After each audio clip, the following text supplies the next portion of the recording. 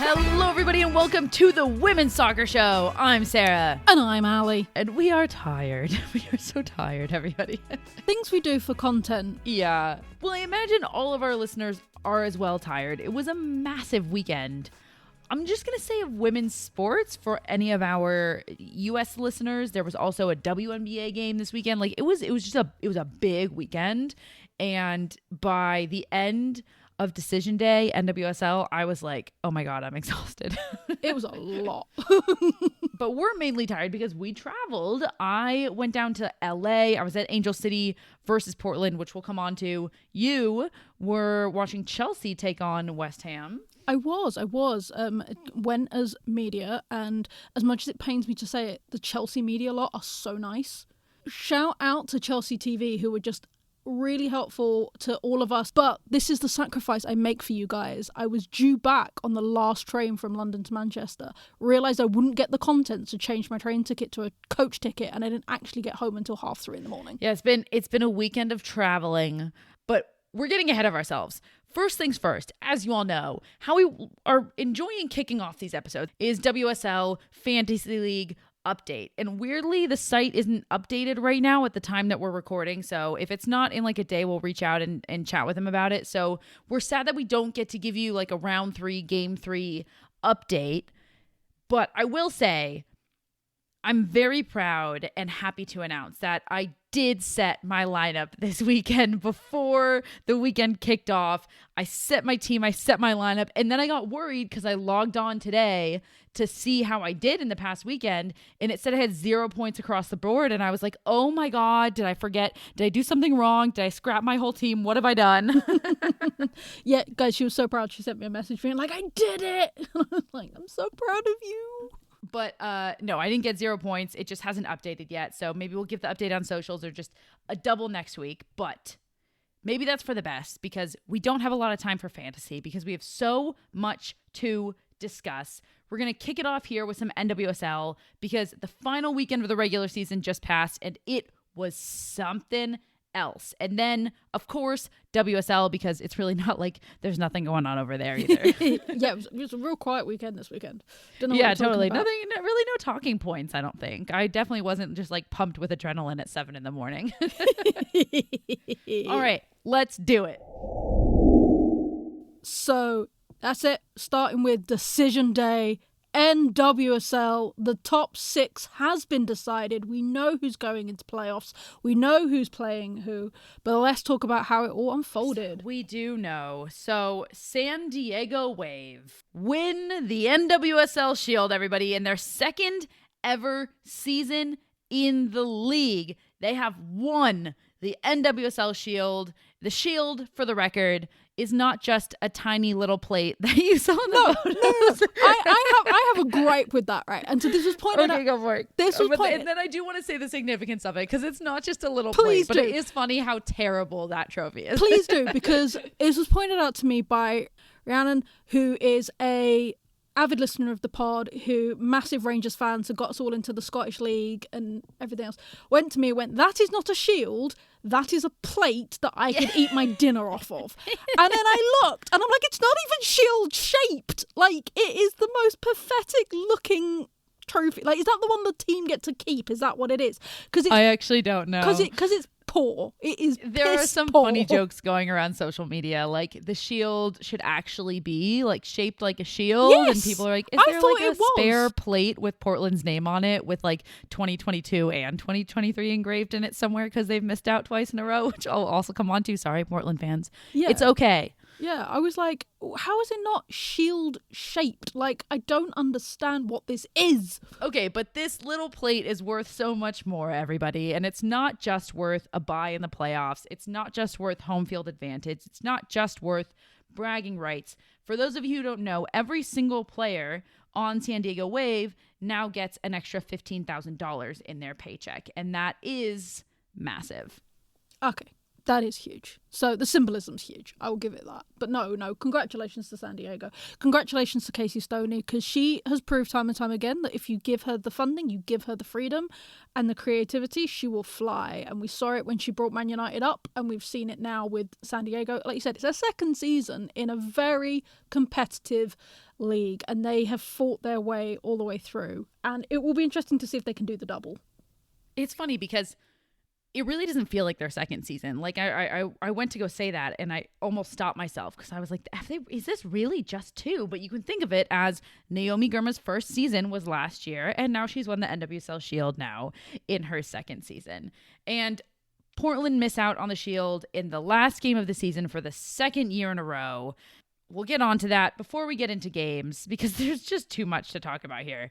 There were some massive NWSL attendances this past weekend, as deserved. Listen, this whole weekend was a massive success. Like, if the NWSL ever go back to not doing this, it will be a mistake. This was huge. It was so much fun. It was a bummer because we didn't get to watch all of the games, but it was not a bummer because it just made the chaos more chaotic. You have to do it. You have to keep it like this now. Like, you have to, because you absolutely have to. It just makes so much. Like, our little group chat was popping off being like, oh my God, did you see this bit? And no, because I'm watching this game. Have you seen this bit? And poor Tim, who had like just the biggest FOMO ever. Shout out to you, Tim. I'm so sorry you were at work and you couldn't watch any of them.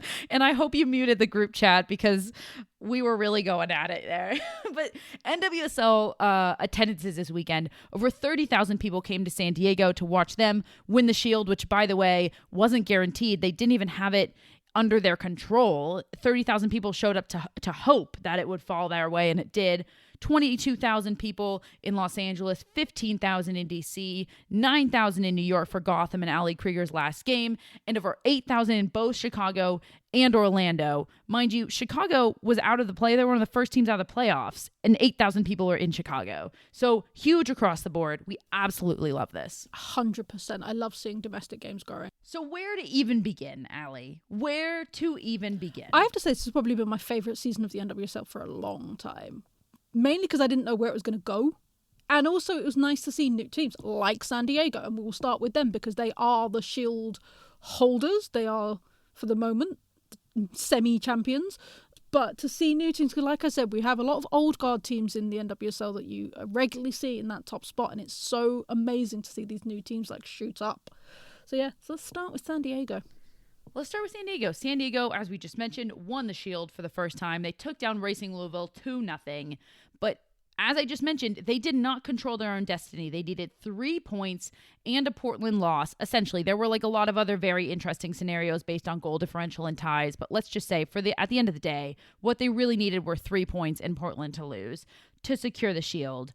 For me, I've spoken about this before. There are a few highlights from this game for San Diego taking down Louisville to win the Shield and win that last game. We've spoken about multiple times in the past few weeks about closing out the season strong. They did it. I said this last weekend. This defense will win them a championship. They shut Louisville down, clean sheet, and then big stars came up big on both ends. Just mentioned defense. You got Naomi Girma and that whole squad. And then let's talk about on offense. The young talent in Jaden Shaw in the 26th minute scoring. And then Alex Morgan in the 47th minute right at the start of the second half. And that buried Louisville. That second one just sealed the deal. So big stars coming up big when they needed to. This team, just that little bit that was missing last year, it's here. Yeah, absolutely. And you talk about defensive. For me, they've got one of the best keepers in the league.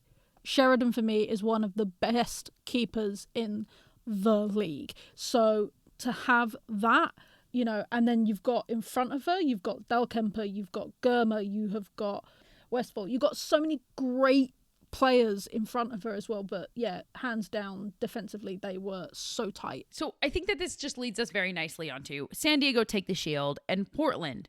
For the second year in a row, we've got to talk about this because the second year in a row, the Shield is within their grasp. It's not only in their grasp, but they literally control their own destiny, and they needed 3 points. And for the second year in a row, they lose out. But there's so much in this game, and I was there, so I have so much to say. Angel City take down Portland 5-0. 6-1. That's it. They didn't just lose, they crumbled. Who had Angel City scoring 5 goals on their bingo card? Like, I think when we were all doing the scenarios, we all thought if Angel City squeaks in, they're going to squeak in the 6th spot, because nobody expected their goal differential to change that much. Crazy. Like, Portland crumbled. But fair play to Angel City. They went in and they were like, right, we've got to get as many goals as physically possible to, like, guarantee us a spot in those playoffs. And they did it in style. Like, hands down. Yeah, they really did. And I will say, I'll bring it back to the press conference quite a bit, because there was a lot that I think I'm excited to share from the press conference. But one of the things that Becky Tweed, the interim head coach, who we'll come on to, actually, maybe we'll go right there now. But one of the things that Becky Tweed, the interim Angel City head coach, said was that they'd scored 12 goals on Portland this entire year. 12 goals. This team knows how to score against Portland. So I think maybe the question is, how did none of us see this coming? I don't know. I think because we're so used to Portland being that shutout, focused team. They, again, another team that have got a strong defence. They've got a strong keeper. And Angel City have been so inconsistent, and they've been very up and down. But here's the thing. Number one on Portland, I've said this multiple times before, I do think that their weak spot is in their lack of speed in their defense. And I think that's exactly where they lost to Angel City. The second point, Angel City actually haven't been up and down. They were down and then they were up. So, and that's all attributed to Becky Tweed. So I guess let's do Angel City now for a second, and then we'll talk about the game, because Becky Tweed took over as head coach, interim head coach of this squad on June 14th. The team had a record of 2 wins, 4 draws, and 8 losses when Becky Tweed took over. Since then, they have only lost 1 game. They've won 7 and drawn 5, and that's including both the regular season and the Challenge Cup. They played 8 games under her before they even lost their first and only game that they've lost under her. She's lost 1 game since she took over as interim head coach on June 14th, including the regular season and Challenge Cup, to put that in short terms. So they're not up and down. This is a team that actually, when you take out, that first part of the season with a different head coach, they're the best team in the league. So are we taking out the word interim? If Angel City's smart, are we taking out the word interim and making her head coach? I think if anybody has any level of anything, that's what's happening. I think everybody's going to be incredibly shocked if Becky Tweed is not named head coach. And I don't know the politics of, do Angel City want to do it now? Do they want to do it after the season? But in my opinion, it's done. We're locked and loaded. This is the head coach for Angel City moving forward. And I'm so happy for Becky Tweed, because this isn't even her first stint as an interim head coach. She was interim head coach at Gotham last year for a little bit. And in the press conference, somebody did ask Becky Tweed about, if she thought about this title and, the fact that it does have interim still attached to her name. And her answer was basically that she didn't even speak about herself. She just said that all of the success is attributed to the whole coaching staff, and that she's got the whole team and they all coach the team together. And that's what makes her a great head coach. Like, that's why she is who she is. And for me, head coaches of the season are Becky Tweed and Juan Carlos Amoros of Gotham FC. Ooh, brave words. All right, so should we talk quickly about this game? Because we haven't really talked about this smackdown, this utter smacking. It was mental, right? Like, it was barely keeping up. So I thought it was fairly even until, like, the first Angel City goal. And then when Angel City scored, that was it. Yeah, it was floodgates. Portland really dominated the first 10 minutes. And then, as soon, or maybe even 15. And as soon as that was over, it was all Angel City. Yeah, when it was on, it was on. And I want to talk about how Angel City were really able to exploit Portland. And M.A. Vignola, I asked her about this in the press conference, and she said a lot of what I think we all were seeing on the field, but it's interesting to hear the player really break it down, because what we were seeing was just Angel City exploit the wings. It was wings, crosses in, right? I mean, Sydney Leroux got a freaking bicycle kick for oh my God, I lost my mind when that happened. But it was wings. And so I asked, how are you able to exploit the wings of Portland so well? It's not like Portland is known for like leaving the wings, wide open. And she was like, well, they were there, but mainly Portland was playing with double sixes. And Portland are so adept at going side to side, and they can go side to side with speed. And that's part of what makes Portland so unstoppable, really. So Eme Vignola was basically like, so we knew we wouldn't beat them that way. So we just thought they're giving us the wings. So let's, instead of, if we can't go side to side, let's go up and down. And boy, did they. And she had a game. So you look at who's on the wings. You've got Angel City, you've got Riley and Vignola for Angel City. And then for Portland, you've got Klingenberg and Kuika, who normally is pretty adept and out there. So I think she must just have had a slightly off game, but they are not the speediest of opponents. No. And I think Portland tried to make that move when Becky Sauerbrunn came out of the game at halftime and Kelly Hubley came in. And Kelly Hubley's got some speed. And I think what they were trying to do is add speed to that back line. But what actually ended up happening is that if you take Becky Sauerbrunn out of the game, everything crumbles. And that's kind of what happened. I think that the biggest storyline coming out of this game is kind of less of the Portland destruction. And while it is a really big bummer for Portland to like lose out on the Shield for the second year in a row, there's not really much more to say about that. I think the bigger storyline is Angel City. And I guess if it's okay, I'd love to just share, like, having been there, I'd never been in that stadium. And I feel like it's talked about a lot, that Angel City, you know, it's, I mean, they made a whole documentary about it, for the love of God, you know? And I will say, I didn't know what to expect. And the thing I was taken most by surprise by was that, I don't know if it was the stadium, I don't know if it was the fans, I don't know if it was the combination, but when that stadium got excited, it was loud. And that press box was like an indoor press box, and I was still like, oh my God, it is deafeningly loud.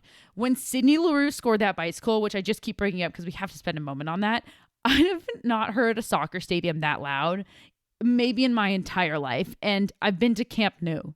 So like that's loud. But Angel City, they needed the 3 points. They needed the goal differential. And they're, with this win, able to take themselves from previously 8th place. And now they leapfrog over Gotham. They're sitting in 5th place. They're going to take on OL Reign this coming weekend on Friday in the playoffs. We'll come on to predictions. But Angel City and Gotham, also Orlando, end up tied on points to finish this season. Orlando miss out because of goal differential.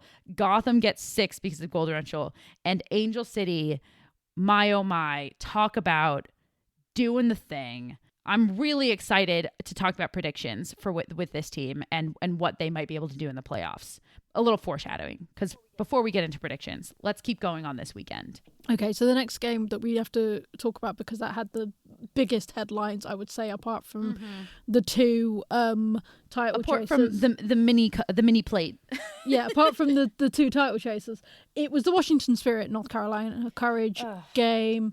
Unfortunately making headlines for all the wrong reasons. I mean, just poor Washington. Yeah, my heart is broken for Washington Spirit. I don't really know what else there is to say other than that's just the worst way you can go out. And this is a team also that, frankly, I'm really bummed to not see in the playoffs. Yeah. This is a team that could have beat anybody, and they were explosive. Fun. They would have been fun. Like, I'm very sad to not have them there. Yeah, of course. So anybody who hasn't been paying attention would know it's Trinity Rodman got a straight red on the 23rd minute, which completely changed Washington's game, and it made our group chat pop off. Listen, we've decided before this we're not going to get into the nitty gritty of like should it not have been, because at the end of the day, the main headline of this is that it's so unfortunate, and it was clearly accidental. She's crying coming off the field, and this changed the course of this entire game and thus the rest of the season, because North Carolina scored 2 minutes after Trinity Rodman got that red card, and the final score of this game was 1-0 North Carolina. So literally changed everything. So yeah, so our heart breaks for Rodman. She will learn from this. She will grow from this. This was always going to be a game that was probably going to result in heartbreak for one of these two teams. This was the 5th place team and 6th place team coming into the weekend, right? So these were the two teams that really had the most potential that were technically in playoff spots to be knocked out. And if one of them was going to win, the other one was probably going to be knocked off. So we knew there was going to be heartbreak, but this type of heartbreak is, you know, we really feel for you, Washington Spirit fans. We really do. That's not to take away from North Carolina. What a good end to the season. Yeah, you know. I'm really trying, Carolina fans here. We're trying, but it's hard. It's hard. Moving on, I want to talk about Gotham FC because Gotham was also tied on points with Washington and North Carolina. Washington and North Carolina happen to play each other. Gotham FC ends up playing Kansas City, and Gotham comes in, ending up in 6th place based on goal differential. Actually, technically, it's based on goals for, because Angel City and Gotham have the same goal differential. Angel City just have more goals for, so that's why they're above Gotham. It's all so tight. Does it matter? Kind of. Not really, though. I want to say, Gotham fans, are you still alive? Because you go up really early. You go up 2-0. It's amazing. It's great. And then... Yeah, I literally stopped tracking that game because it was like Gotham up 2-0 within 20 minutes. And I was like, great, we're rolling. They've done it. It's fine. Oh, no. And then Kansas City come back with 2 goals. All the goals are scored in the first half. You know, it's absolutely crazy. Kriegs. Oh, Ali Krieger doing the best things that she can do with a goal line clearance, like just... Yeah, I mean, for those of you who haven't seen the highlight, obviously this was a 2-2 game, and there was a moment where the Hamilton had literally a wide open net, shot it, and Ali Krieger, like a superhero, comes like sliding in across the goal line and literally just saved Gotham's season. If that had gone in, Gotham would not be in the playoffs. Right now, we'd be talking about how in the world did Orlando get into the playoffs? What just happened? But Ali Krieger, we got to spend a moment on her because this ended up being, because Gotham are in 6th place, her last ever home game in the NWSL, and she was honored with this beautiful tifo. And Ali Krieger hasn't really gotten the like send off that I do feel that she deserves. I think because her national team career ended before her goodbyes happened. I think that's definitely part of it. But Ali Krieger has been not just a staple in the U.S. women's national team and the NWSL for so long, but a star. And I remember falling in love with how she played in the 2015 World Cup. Ali Krieger, I think she was in, I don't think she was in anything prior. I'm sorry, guys. I didn't look this up. I didn't plan on talking about this. But played in 2011, won in 2015, won in 2019. She played very different roles in every single one. And just like so solid. And maybe from my perspective as somebody who was living in New York, when Ali Krieger and Ashlyn Harris got brought over, I think a lot of people saw it as a big media move. And what ended up happening is that Ali Krieger just became literally the heartbeat of that team. She's the captain. She is the emotion. She is the stability. She really is like the leader and the heart and soul of that Gotham team. And you can, I mean, they've posted some really cute videos. You can really tell from how everybody talks about her. But, you know, so I think a lot of national team players might get a little flack for their lack of commitment to their club team. And Ali Krieger is definitely not one of them. She's somebody who has been just putting her heart and soul into this league for her entire life. And we will miss her, but she's not gone yet. I have to say that now because this was the goodbye match that Gotham gave her.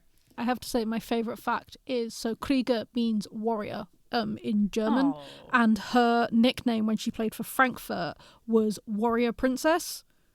And I love That's it. Cute. I'm all That's about really it. cute. Like, that's when I fell in love with Kriegs, was when she was playing over in Frankfurt, and then she came over to Sweden for a season.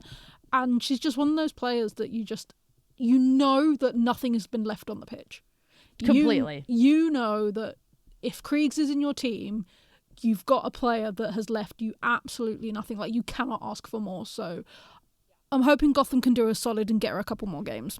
Yeah, I think that's a perfect way to let's just bring it back to the game. You know, this has been a difficult ending to the season for Gotham. Of their last 3 games, 2 losses and 1 draw.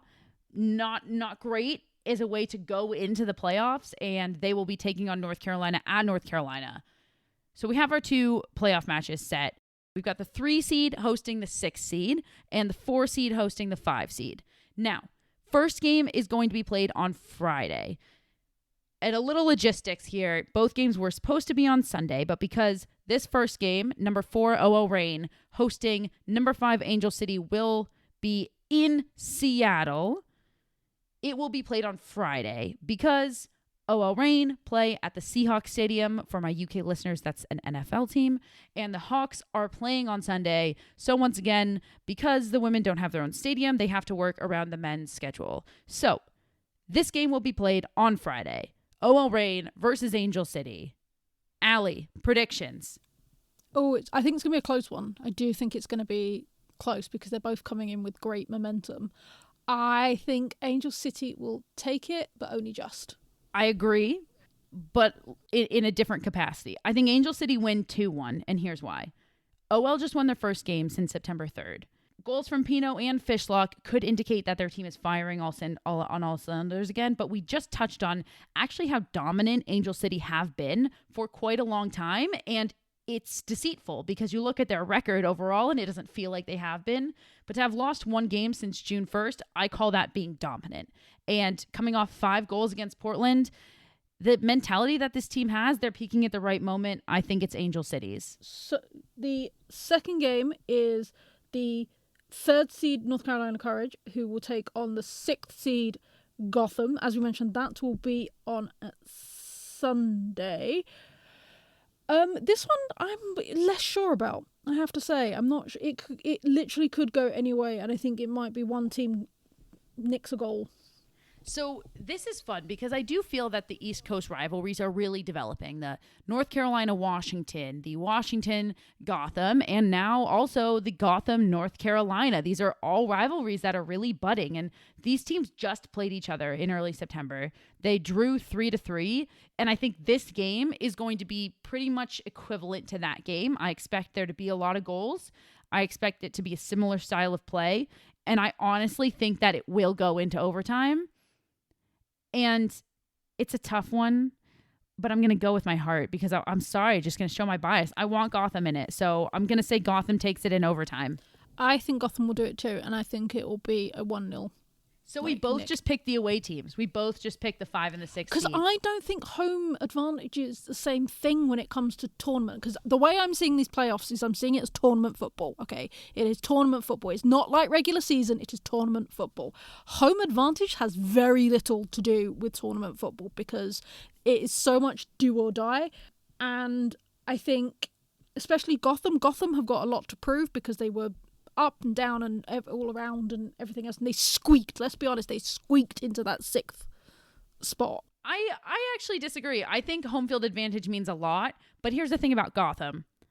They play well on the road. They play really well at home. They've had like a 3-game skid at the end of the season, but before those 3 games, they were unbeaten in 7 at home. So I think home field does make a difference, but what also makes equivalent difference is how well does your team travel, and Gotham travels well. I do think it's really positive that nobody's going to have to switch coasts. That's not how it was supposed to work out, but it worked out really well that LA just gets to stay on the West Coast and travel north, and Gotham gets to stay on the East Coast and travel south. So I guess that's a point to you that like it won't be as much traveling. I guess we will see. Let's go around the world. Around the world, around the world. Over to France, Lyon have regained the top spot after an emphatic win over Saint Etienne this weekend. Paris FC remain level on points but could only manage a 2-0 win. The big talking point, however, is PSG and Rennes' game, which was abandoned at 0-0 due to someone letting off fireworks aimed at the pitch. The FA have not yet announced how this game will be resumed. To Germany, Wolfsburg are 4 for 4 and top of the table. Hoffenheim are close behind on 10 points. At the other end of the table, Freiburg are also 4 for 4, but that's in losses, not wins. And over to Spain. Oh, we are already in a title battle, and we are only 5 games in. Barcelona and Real Madrid have won all 5 games and are neck and neck with just 2 goals in it. The pair face off on November 19th, so mark your calendars, everybody. A must-win match for both teams. And over to Scotland, Celtic still lead after another win this weekend. Rangers scored 7 in their game to seal another 3 points. However, Glasgow City had to come from behind to pull out a last-minute win over Aberdeen. Next weekend, the top 2 teams face off in what promises to be an epic battle. Have you checked out Total Football Analysis yet? TotalFootballAnalysis.com provides researched analysis on loads of football games, including women's football. Want to know why Miedemar scores so many goals? Do you want to explore how City have turned it around this season? Head over to TotalFootballAnalysis.com and sign up to learn more about the beautiful game. We have a special discount for listeners of the Women's Soccer Show.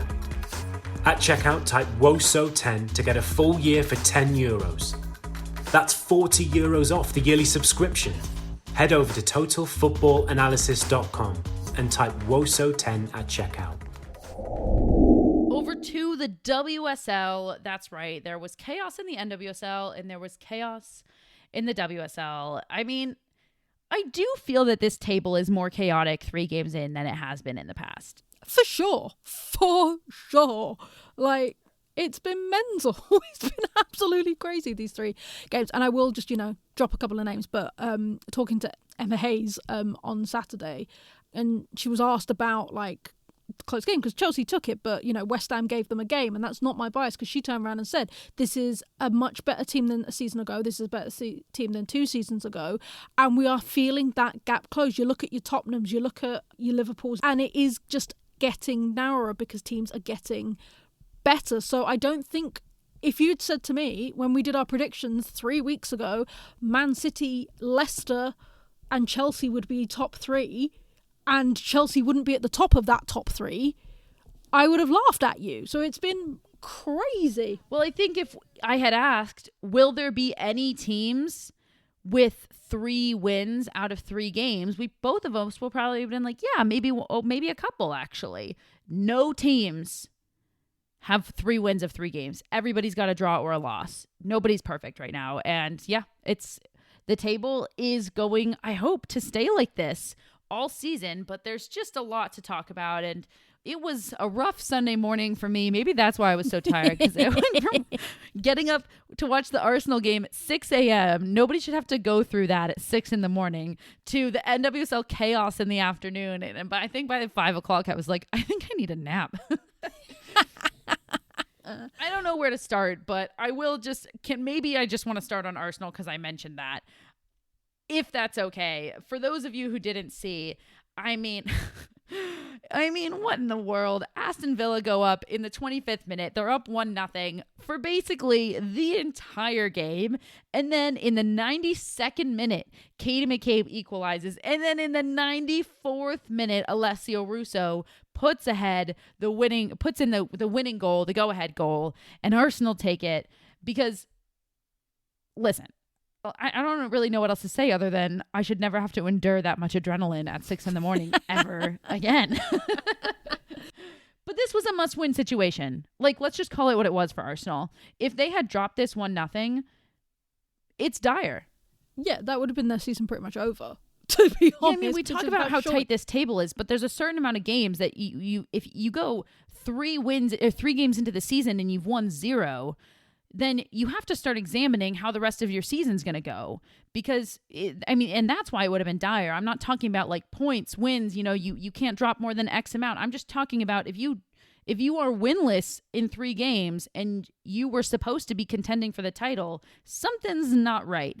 So look, it was a great performance from Arsenal, but I think it's very glaringly clear what their problem is right now. Really? I don't think it was a great performance by Arsenal. I think they managed to pull out 2 goals from next to nothing in injury time.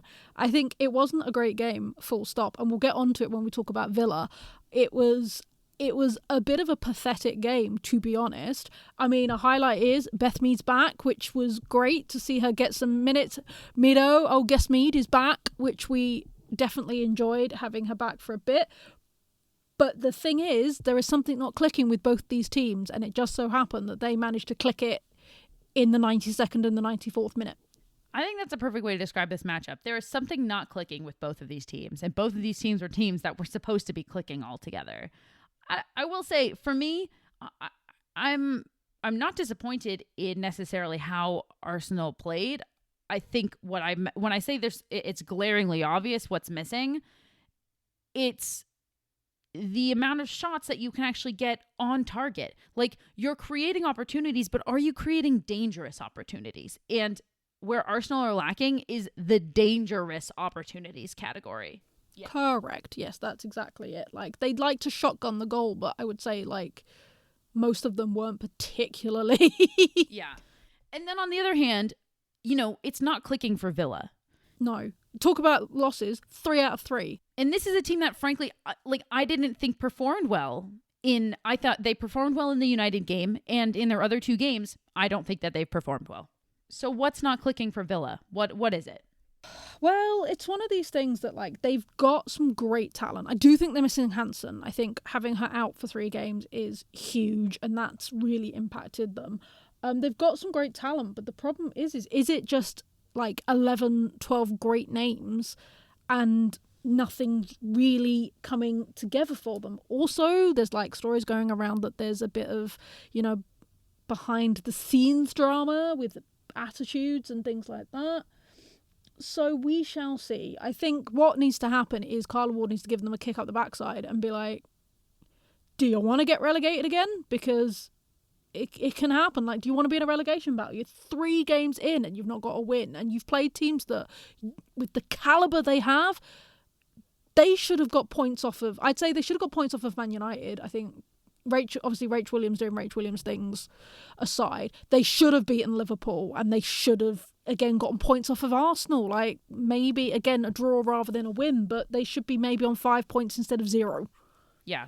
This is a team where you look at, I mean, you've got Jordan Nobbs, Ebony Salmon, Adriana Leon, and Alicia Lehman coming off of the bench versus Arsenal. Coming off of the bench.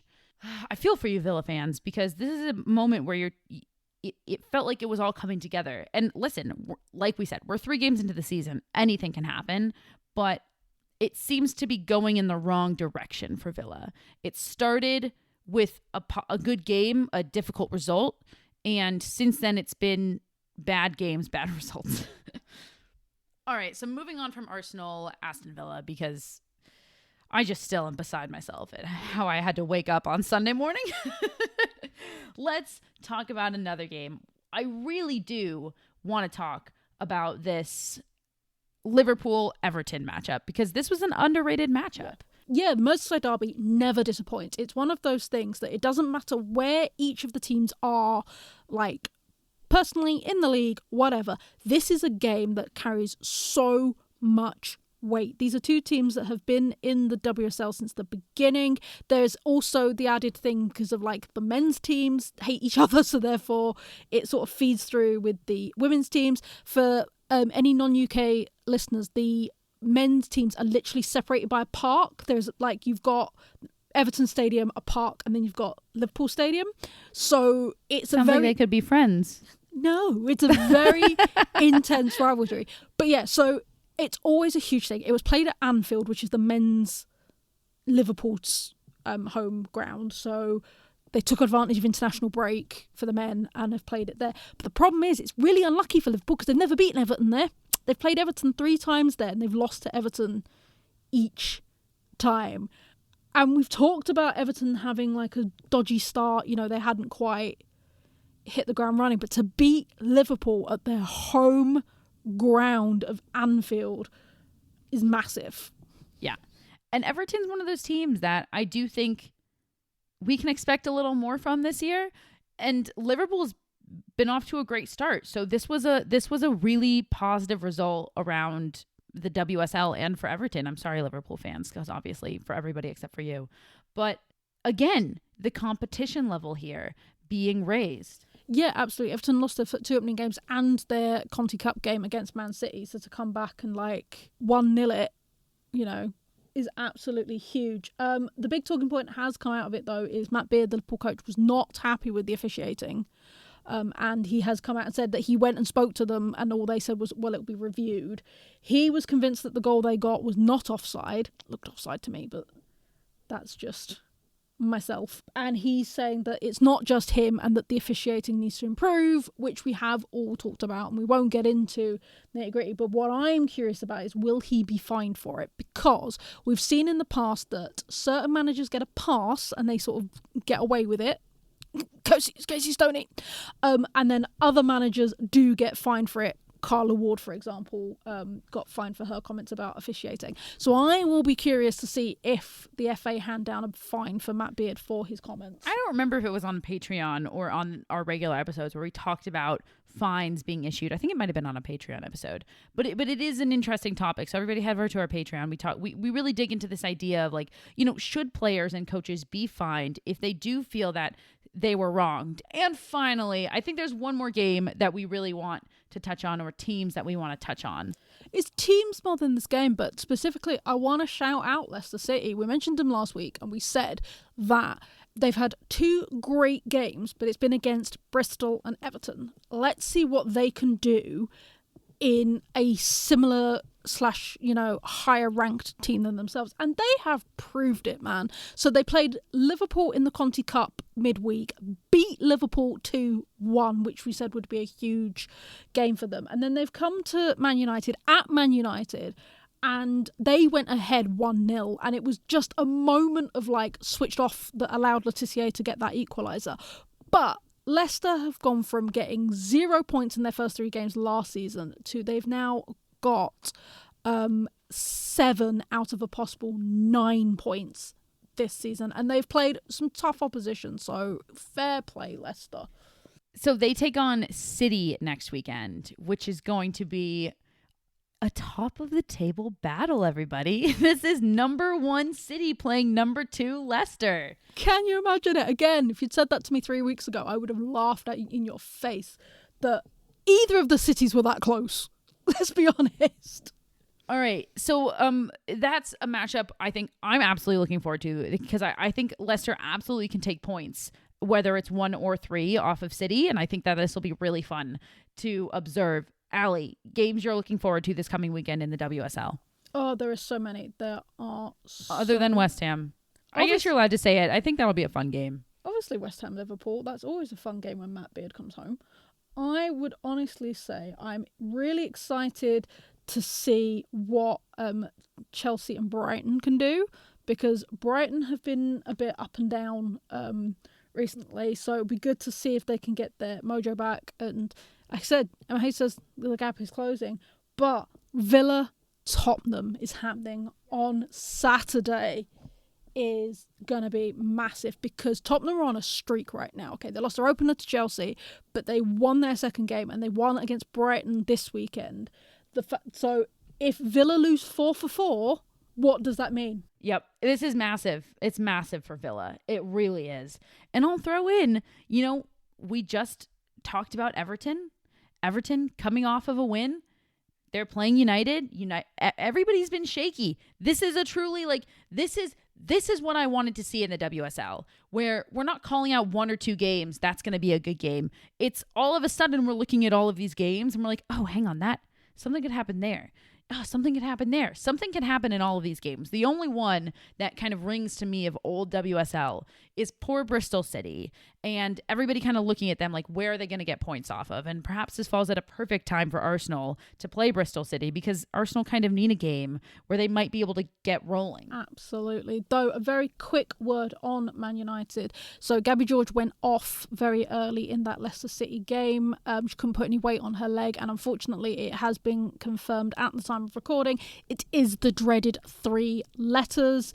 This is so sad, because she's just transferred over from Everton to Man United. This is her childhood club. She played for them until she grew out of what they had, and she was playing really well too, for the record. Yeah, she absolutely. It's just huge. She seemed like she was really in her prime moment to grow as a player.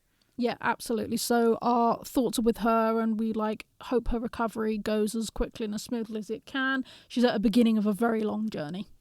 So not to end on that note, but to end on that note, we've got so much football coming up this weekend. Don't forget, everybody, NWSL Friday and Sunday, FAWSL or WSL, but not the BWSL, on Saturday and Sunday. For us here at the Women's Soccer Show, I've been Sarah. And I've been Ali. Thanks, everybody. Good night.